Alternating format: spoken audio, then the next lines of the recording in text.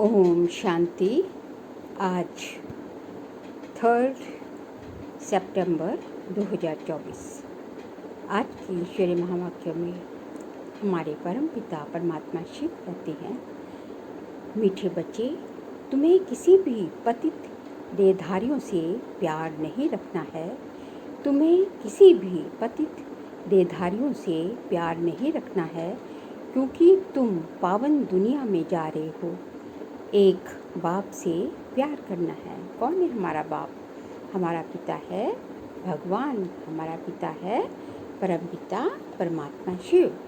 प्रश्न है आज का, तुम बच्चों को किस चीज़ से तंग नहीं होना है और क्यों? उत्तर है, तुम्हें अपने इस पुराने शरीर से जरा भी तंग नहीं होना है, क्योंकि ये शरीर बहुत बहुत वैल्यूबल है।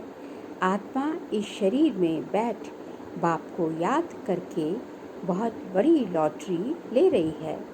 बाप की याद में रहेंगे तो खुशी की खुराक मिलती रहेगी। हम जो पुरुषार्थ करते हैं वो जो है इसी शरीर से तो करते हैं ना, तो शरीर की बाबा कहते हैं बहुत संभाल करनी है, क्योंकि इस शरीर की संभाल नहीं करेंगे तो शरीर भी साथ देना छोड़ देगा। इसलिए शरीर की जितनी संभाल करेंगे हमारे पुरुषार्थ में भी उतना इजाफा होता जाएगा। ओम शांति। मीठे मीठे रूहानी बच्चे, अब दूर देश के रहने वाले फिर दूर देश के पैसेंजर्स हो। हम आत्माएं हैं और अभी बहुत दूर देश जाने का पुरुषार्थ कर रहे हैं। कौन सा दूर देश? शांति धाम, निर्वाण धाम। ये सिर्फ तुम बच्चे ही जानते हो कि हम आत्माएं दूर देश की रहने वाली हैं और दूर देश में रहने वाले बाप को भी बुलाते हैं कि आ करके हमको भी वहाँ दूर देश में ले जाओ। अब दूर देश का रहने वाला बाप तुम बच्चों को वहाँ ले जाते हैं। तुम रूहानी पैसेंजर्स हो। पैसेंजर्स तो हो, यात्री तो हो, लेकिन रूहानी हो, क्योंकि इस शरीर के साथ होना रूह ही ट्रैवलिंग करेगी। शरीर तो यहाँ ही छूट जाएगा, बाकी रूह ही ट्रैवलिंग यात्रा करेगी। रूह कहाँ जाएगी? अपनी रूहानी दुनिया में। ये है जिस्मानी दुनिया। ये साकारी दुनिया क्या है? शरीरों की दुनिया है। आत्मा यहाँ शरीर के साथ रहते हैं, जिसे देहधारी कहा जाता है। ये है जिस्मानी दुनिया और वह है रूहानी दुनिया। वहाँ रूहें निवास करती हैं। बच्चों को बाप ने समझाया है, अब घर वापस जाना है, जहाँ से पाठ बजाने यहाँ आए हैं। ये बहुत बड़ा मांडवा अथवा स्टेज है। स्टेज पर एक्ट करके पाठ बजाकर फिर सबको वापस जाना है। ये साकार सृष्टि जो है बहुत बड़ा स्टेज है, मांडवा है, जिसपे सब जो है अपना अपना पार्ट जो है प्ले करते ड्रामानुसार, और फिर जो है सबको अपना अपना पार्ट प्ले करके सबको फिर अपने घर वापिस शांति धाम जाना है। स्टेज पर एक्ट करके पाठ बजाकर फिर सबको वापस जाना है। नाटक जब पूरा होगा तब तो जाएंगे ना। अभी तुम यहाँ बैठे हो, तुम्हारा बुद्धि योग घर से और राजधानी में है। राजधानी क्या है? हमारी सतयुग है और घर है हमारा शांति धाम। और ये नाटक की ड्यूरेशन कितनी है? 5000 वर्ष है। ये तो पक्का पक्का याद कर लो, क्योंकि ये तो गायन है ना, अंतमति सो गति। अभी यहाँ तुम पढ़ रहे हो, जानते हो भगवान शिव बाबा हमको पढ़ाते हैं। भगवान तो सिवाय इस पुरुषोत्तम संगम युग के कभी पढ़ाएंगे नहीं। 5500 वर्ष में निराकार भगवान एक बार ही आकर पढ़ाते हैं। ये तो तुमको पक्का निश्चय है। पढ़ाई भी कितनी सहज है। अब घर जाना है। उस घर से तो सारी दुनिया का प्यार है, क्योंकि सब मुक्ति पाना चाहते हैं। इसलिए बाबा कहते हैं उस घर से सारी दुनिया का प्यार है। मुक्ति धाम में जाना तो सब चाहते हैं, परंतु उसका भी अर्थ नहीं समझते। वो मुक्ति का अर्थ समझते हैं दुनिया वाले कि हम इस आवागमन के चक्कर से ही छूट जाए। हम जो है इस पाठ बजाने आए ही नहीं, दुनिया में आए ही नहीं, तो ऐसा तो हो ही नहीं सकता।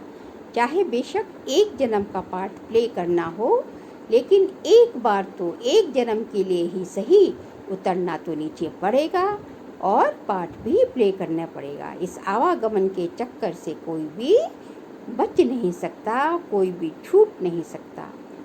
मुक्ति धाम में जाना तो सब चाहते हैं, परंतु उसका भी अर्थ नहीं समझते। मनुष्यों की बुद्धि इस समय कैसी है और तुम्हारी बुद्धि अभी कैसी बनी है, कितना फर्क है। तुम्हारी है स्वच्छ बुद्धि, नंबरवार पुरुषार्थ अनुसार। सारे विश्व के आदि मध्य अंत का नॉलेज तुमको अच्छी तरह है। तुम्हारे दिल में ये है कि हमको अब पुरुषार्थ कर नर से नारायण जरूर बनना है। यहाँ से तो पहले अपने घर में जाएंगे ना, तो खुशी से जाना है। जैसे सतयुग में देवताएं खुशी से एक शरीर छोड़ दूसरा लेते हैं, वैसे इस पुराने शरीर को भी खुशी से छोड़ना है। इससे तंग नहीं होना है, क्योंकि ये बहुत वैल्यूबल शरीर है। इस शरीर द्वारा ही आत्मा को बाप से लॉटरी मिलती है। लॉटरी क्या मिलती है? लॉटरी मिलती है 21 जन्मों की बादशाही, क्योंकि इस शरीर से ही पुरुषार्थ करके जो है बाबा के बनते हैं, और हम जो है पूरा जो है हम जो बाबा चाहते हैं वो कर पाते हैं। हम जब तक पवित्र नहीं बने हैं तो घर भी नहीं जा सकते।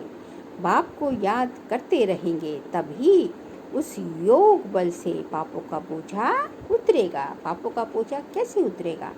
पापों का बोझा उतरता है याद की यात्रा से। जितना जितना बाबा को याद करेंगे, उतना उतना जो जन्म जन्मांतर का सर के ऊपर पापों का बोझा है वह उतरता जाएगा। नहीं तो बहुत सजा खानी पड़ेगी। पवित्र तो जरूर बनना है। लौकिक संबंध में भी बच्चे कोई गंदा पतित काम करते हैं तो बाप गुस्से में आकर लाठी से भी मार देते हैं।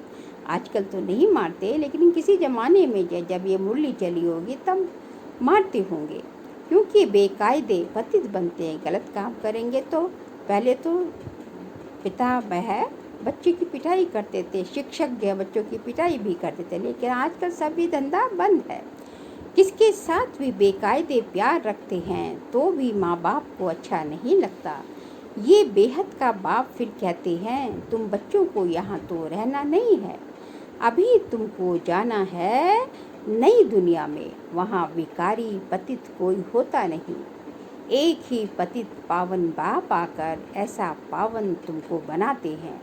बाप खुद कहते हैं हमारा जन्म दिव्य और अलौकिक है, और कोई भी आत्मा मेरे समान शरीर में प्रवेश नहीं कर सकती।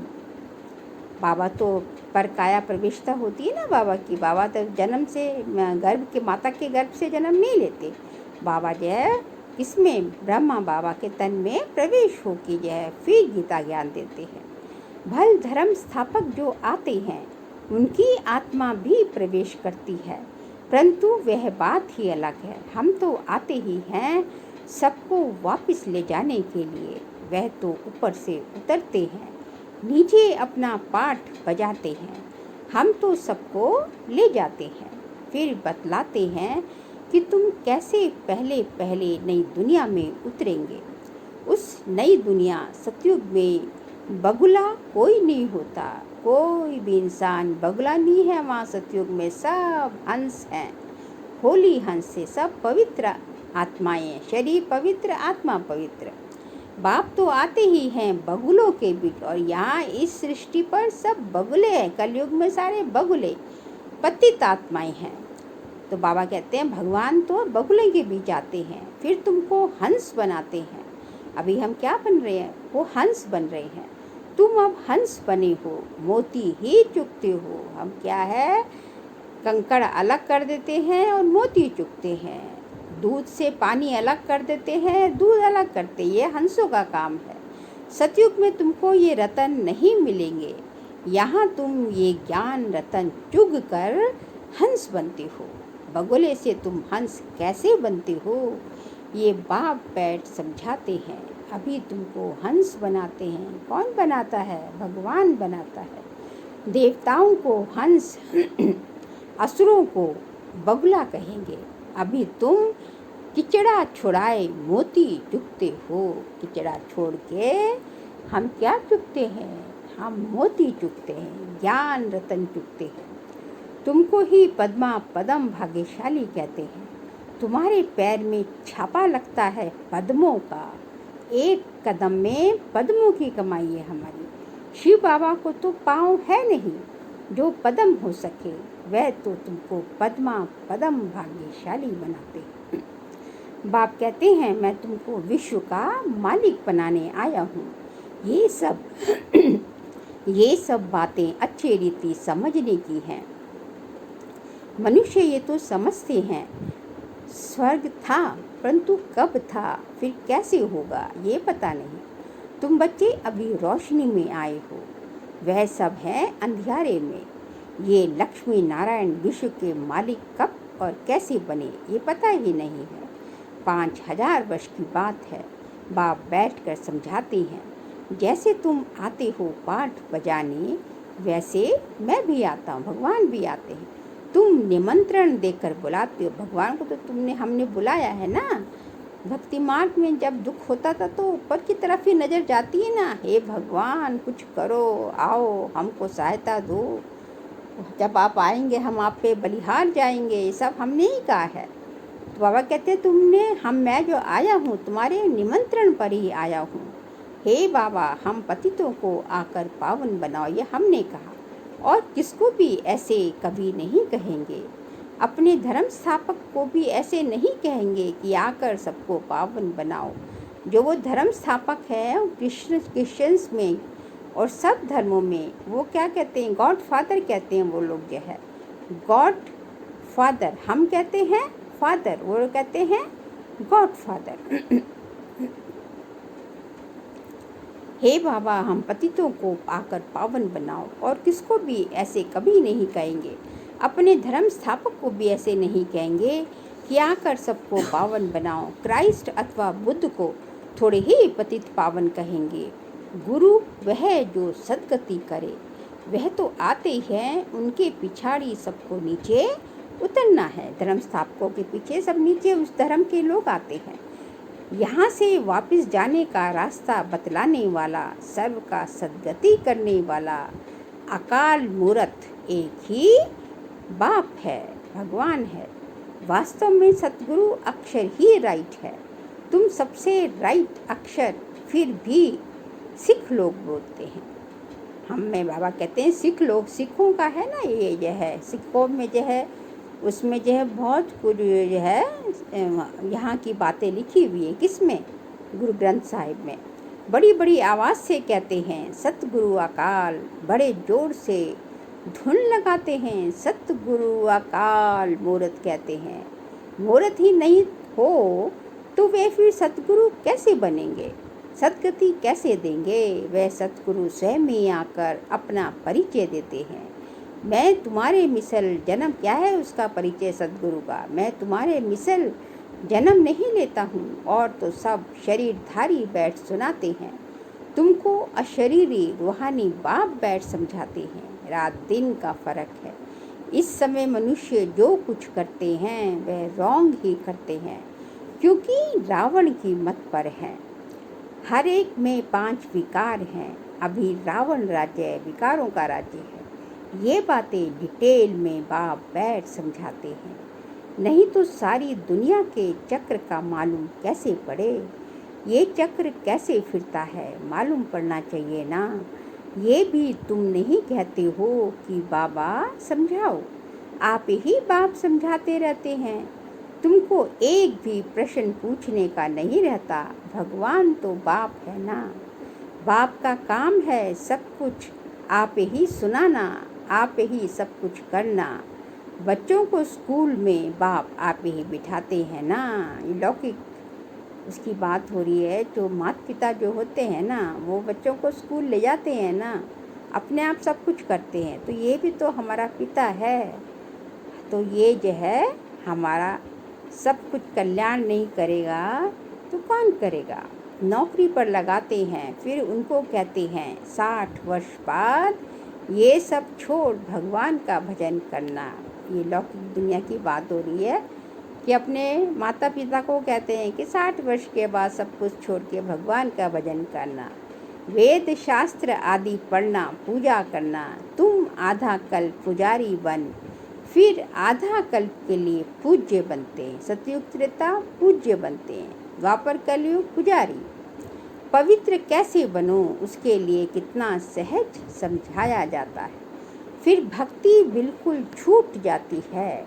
वह सब भक्ति कर रहे हैं, तुम ज्ञान ले रहे हो। वह रात में है और तुम दिन में जाते हो, अर्थात स्वर्ग में जाते हो।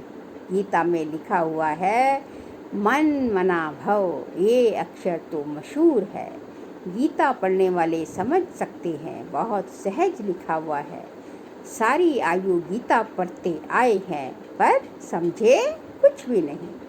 अब वही गीता का भगवान बैठ सिखलाते हैं तो पतित से पावन बन जाते हैं।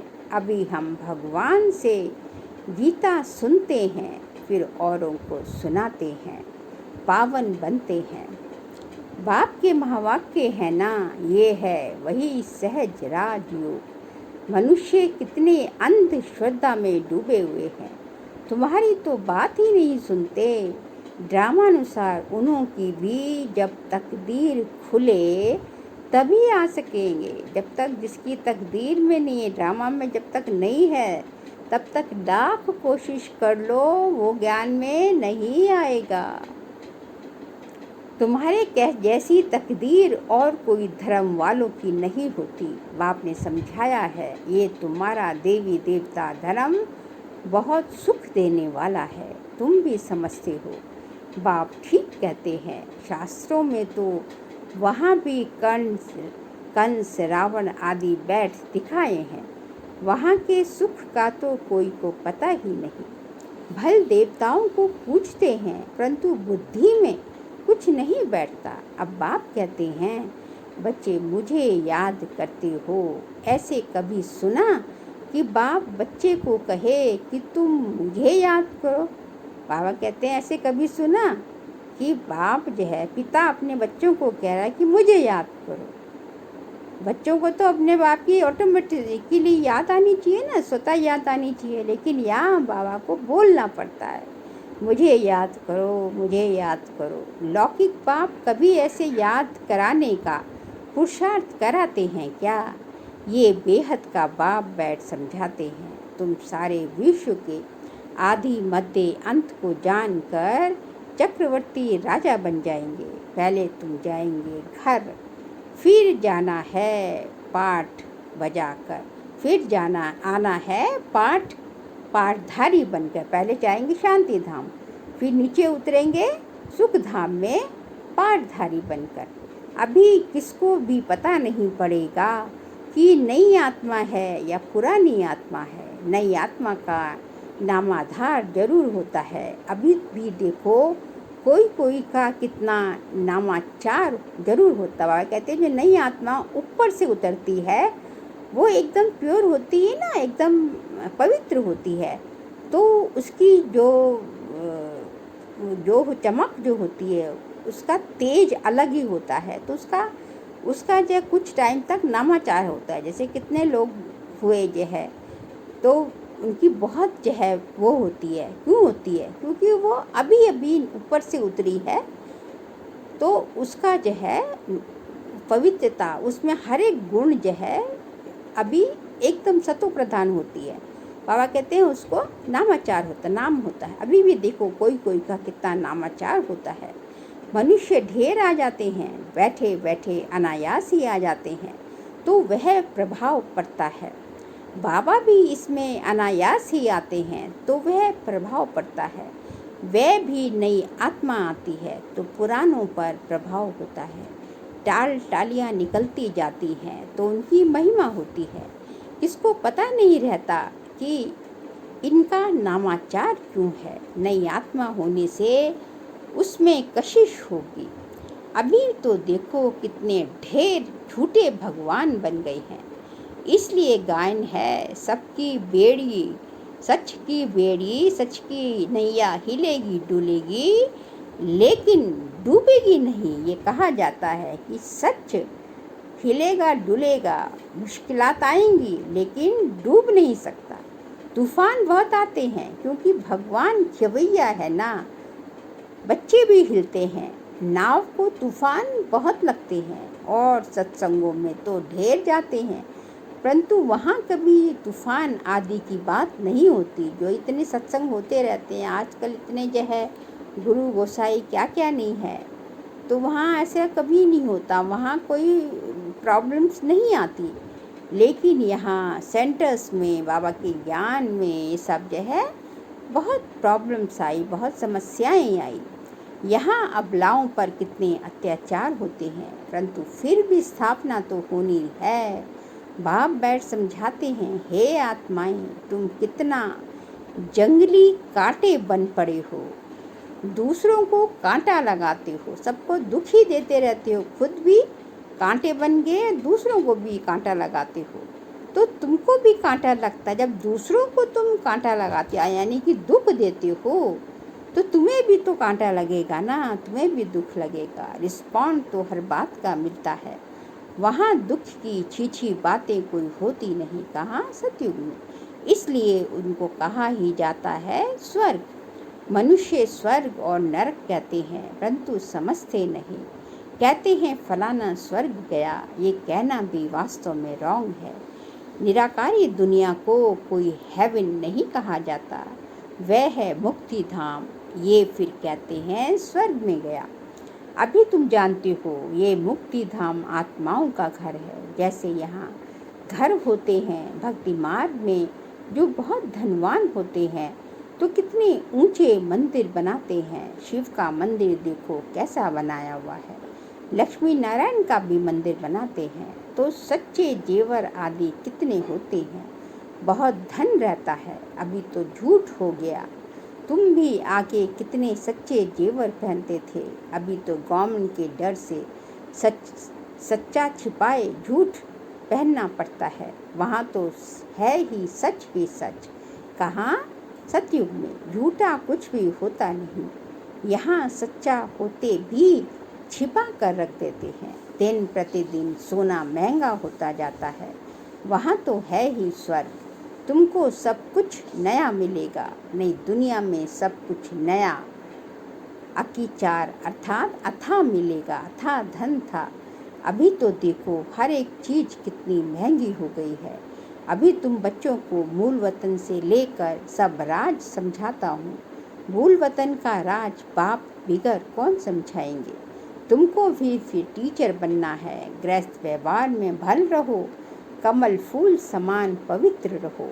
औरों को भी आप समान बनाएंगे तो बहुत ऊंच पद पा सकते हैं। वहाँ रहने वालों से भी वह ऊंच पद पा सकते हैं। नंबरवार तो है ही, बाहर में रहते हुए भी विजय माला में पिरो सकते हैं। हफ्ते का कोर्स ले फिर भल विलायत में जाएं तो कहाँ भी जाएं, सारी दुनिया को भी मैसेज मिलता है। बाप आए हैं, सिर्फ कहते हैं मामी कम याद करो। ये बाप ही लिबरेटर है, गाइड है। वहाँ तुम जाएंगे तो अखबार में भी बहुत नाम हो जाएगा, दूसरों को भी ये बहुत सहज बातें लगेंगी। आत्मा और शरीर दो चीज़ है, आत्मा में ही मन बुद्धि है, शरीर तो जड़ है। पाठधारी आत्मा बनती है, खूबी वाली चीज़ आत्मा है। तो अब बाप को याद करना है। यहाँ रहने वाले इतना याद नहीं करते हैं जितना बाहर वाले करते हैं। बाबा मधुबन की बात कर रहे हैं, जो बहुत याद करते हैं और आप समान बनाते रहते हैं, कांटों को फूल बनाते रहते हैं, वह ऊंच पद पा जाते हैं। तुम समझते हो पहले हम भी कांटे थे, अब बाप ने ऑर्डिनेंस निकाला है, काम महाशत्रु है। इस पर जीत पाने से ही तुम जगत जीत बन जाएंगे। परंतु लिखत से कोई समझे तो बात है, अभी बाप ने समझाया है। अच्छा मीठे मीठे सिखिल दे बच्चों प्रति माता पिता बाप दादा का याद प्यार और गुड मॉर्निंग। रूहानी बाप की रूहानी बच्चों को नमस्ते। हम रूहानी बच्चों की रूहानी बाप दादा को नमस्ते नमस्ते नमस्ते। सार के लिए पॉइंट्स हैं। सदा ज्ञान रत्न चुगने वाले हंस बनना है, मोती ही चुगने हैं, किचड़ा छोड़ देना है। इस हर कदम में पद्मों की कमाई जमा कर पद्मा पदम भाग्यशाली बनना है। सेकंड पॉइंट, ऊंच पद पाने के लिए टीचर बनकर बहुतों की सेवा करनी है। कमल फूल समान पवित्र रहे, आप समान बनाना है, कांटों को फूल बनाना है। आज का बाबा का वरदान है, तेरे मेरे की हलचल को समाप्त कर रहम की भावना इमर्ज करने वाले मर्सीफुल भव। तेरे मेरे की हलचल को समाप्त कर रहम की भावना इमर्ज करने वाले मर्सीफुल भव। समय प्रति समय कितनी आत्माएं दुख की लहर में आती हैं। प्रकृति की थोड़ी भी हलचल होती है, आपदाएं आती हैं तो अनेक आत्माएं तड़फती हैं, मर्सी रहम मांगती हैं। तो ऐसी आत्माओं की पुकार सुन रहम की भावना इमर्ज करो। पूज्य स्वरूप मर्सीफुल का धारण करो। स्वयं को संपन्न बना लो तो ये दुख की दुनिया संपन्न हो जाए। अभी परिवर्तन के शुभ भावना की लहर तीव्र गति से फैलाओ तो तेरे मेरे की हलचल समाप्त हो जाएगी। स्लोगन है, व्यर्थ संकल्पों की हथौड़ी से समस्या के पत्थर को तोड़ने के बजाय हाई जंप दे समस्या रूपी पहाड़ को पार करने वाले बनो। व्यर्थ संकल्पों की हथौड़ी से समस्या के पत्थर को तोड़ने के बजाय हाई जंप दे समस्या रूपी पहाड़ को पार करने वाले बनो। बाबा कहते हैं, सपोज कहीं जो है बहुत बड़ा पत्थर है तो हम क्या करेंगे, पत्थर को जो है क्या करेंगे, तो उसको तोड़ेंगे या कुछ है तो उसको किससे तोड़ते हैं, हथौड़े से तोड़ते हैं ना बड़े पहाड़ को या पत्थर को। तो यहाँ समस्या कोई भी क्या है, पत्थर के समान। और व्यर्थ संकल्प जो हैं वो हथौड़े हैं, हथौड़ी है। तो बार बार हथौड़ी क्या करते हैं, पत्थर पे मारते हैं ना। व्यर्थ संकल्पों से हम जो समस्या है उसका पोस्टमार्टम करते रहते हैं, ये क्यों हुआ, ये कैसे आया, किधर से आया, कहाँ आया। तो ये सब होता है कि बार बार संकल्प विकल्प चलते रहते हैं। इसका मतलब हम व्यर्थ संकल्पों के हथौड़ी, व्यर्थ संकल्पों रूपी हथौड़ी से समस्या रूपी पत्थर को तोड़ने की कोशिश करते हैं। बाबा कहते हैं इसके बजाय क्या करो, उस पत्थर को तोड़ो मत, उसको क्रॉस करो, उसको जंप दो, उसको जो है तोड़ो मत, उसको जंप देके, हाई जंप देके उसको क्रॉस कर जाओ। लेकिन हाई जंप कौन दे पाएगा, जिसमें इतनी शक्ति है ना, वही तो दे पाएगा ना, उसके लिए शक्ति चाहिए होगी। तो उसके लिए तुम्हें जो है क्या है, भगवान का सहारा लेना। भगवान याद है, बाबा याद है तो जो है तुम्हें शक्ति भी मिलेगी, तुम्हें जो है युक्ति भी मिलेगी, सब कुछ मिलेगा। तो यही बाबा कहते हैं कि जो है समस्या रूपी जो है पहाड़ जो है उसको जो है व्यर्थ संकल्पों रूपी पत्थर से, व्यर्थ संकल्पों रूपी हथौड़े से, हैमर से तोड़ो नहीं। हैमर मत मारो पत्थर के ऊपर, समस्या के ऊपर, बल्कि उसको क्रॉस कर जाओ। क्रॉस करने के लिए हाई जंप दो और उसके लिए भगवान का सहारा लो, बाबा को याद करो, बाबा से शक्ति लो, मुरली सुनो, श्रीमत पर चलो।